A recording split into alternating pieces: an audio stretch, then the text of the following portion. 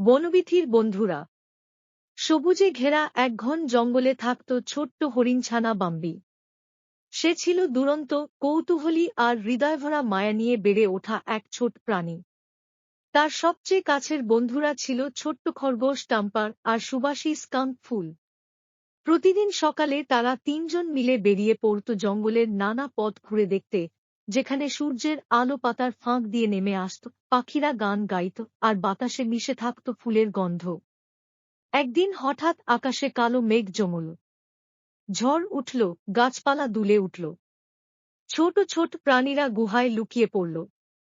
কিন্তু বাম্বি দেখল এক ছোট্ট পাখি তার বাসা থেকে পড়ে গেছে। সে ভয় না পেয়ে দৌড়ে গেল পাখিটাকে উদ্ধার করতে।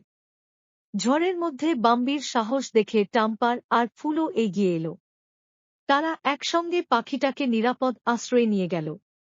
তারপর যখন ঝড় থেমে গেল, আকাশে রংধনু উঠল, তখন পুরো জঙ্গল তাদের দিকে তাকিয়ে হাসল। সেই দিন থেকে জঙ্গলের সব প্রাণী জানল, বন্ধুত্ব আর সাহস একসঙ্গে থাকলে যে কোনো বিপদ জয় করা যায়।